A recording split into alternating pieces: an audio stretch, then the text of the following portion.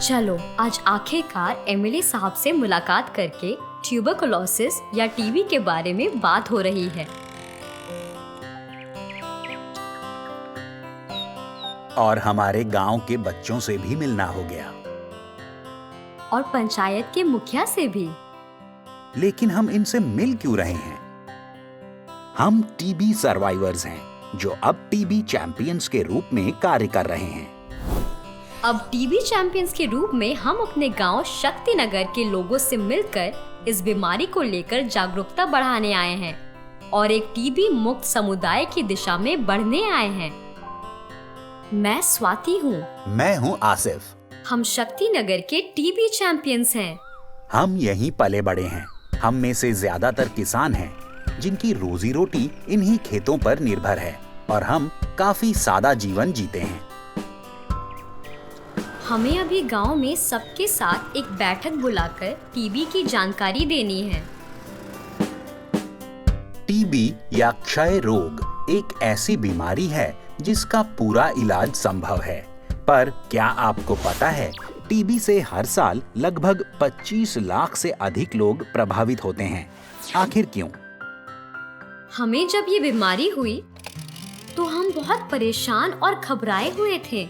हमें कुछ समझ ही नहीं आ रहा था। हम एक से दूसरे डॉक्टर के पास जाते रहे ये समझने के लिए कि क्यों हम ठीक नहीं हो पा रहे, और उस दौरान इलाज के खर्च बढ़ते ही जा रहे थे। जब हमें सरकारी अस्पताल जाने की सलाह मिली तब हमें पता चला कि टीबी का इलाज सरकारी अस्पतालों और गैर सरकारी स्वास्थ्य केंद्रों में मुफ्त उपलब्ध है।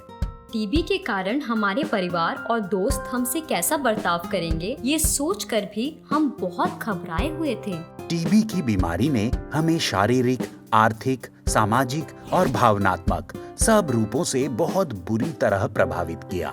इन सब के बावजूद हमें बस ठीक होना था और हम उसी की ओर बढ़ते रहे। हम नियमित रूप से अपनी दवाइयाँ लेते रहे और आखिरकार बिल्कुल ठीक हो गए। हमने अपने सामान्य जीवन में लौटने की कोशिश भी की। पर तभी हमें पता चला कि टीबी के बारे में कई गलतफहमियां हैं और इस बीमारी के फैलने से संबंधित भी कई भ्रांतियां हैं। टीबी को आज भी लोग कलंक से जोड़ते हैं और इसके बारे में बात नहीं करना चाहते। हम नहीं चाहते थे कि हमारी तरह दूसरे टीबी से ग्रसित इन कठिनाइयों का सामना करें। हमको इसके बारे में कुछ करना था। जिनको जरूरत है उनकी मदद करनी थी और समुदाय को जागरूक करना था, लेकिन हमें पता नहीं था कि शुरुआत कहां से की जाए। तब हम पहली बार एक ट्रेनिंग वर्कशॉप में अपने जैसे दूसरे टीबी सर्वाइवर्स से मिले। यह अनुभव हम सबके लिए काफी भावनात्मक और शिक्षाप्रद रहा। हमने इस ट्रेनिंग में सीखा कि टीबी किसी को भी हो सकता है। टीबी हवा से फैलता है और जब कोई व्यक्ति, चाहे वो समाज के किसी भी स्तर से हो, उन कीटाणुओं के संपर्क में आता है तो वो बीमार पड़ सकता है। इसके कुछ मुख्य लक्षण हैं। 2 हफ्तों से ज्यादा खांसी, बुखार, वजन का गिरना, रात को पसीना आना, भूख न लगना और छाती में दर्द। जानकारियों से लैस हो हम टीबी सर्वाइवर से टीबी चैंपियंस बन गए। हमने ट्रेनिंग में सीखा कि कई लोग नहीं जानते कि टीबी का मुफ्त इलाज उपलब्ध है। इसलिए हमने ठान लिया कि हम लोगों को यह जानकारी देंगे ताकि उन्हें खुद के पैसे खर्च न करने पड़े। ट्रेनिंग में हमने ये भी सीखा कि हम अपनी कहानियों के जरिए टीबी से जुड़ी भ्रांतियों को कैसे तोड़ सकते हैं और कैसे स्थानीय स्तर पर टीबी को लेके मुद्दे उठा सकते हैं। और तब हमने तय किया कि सबके साथ बैठक बुलाई जाए।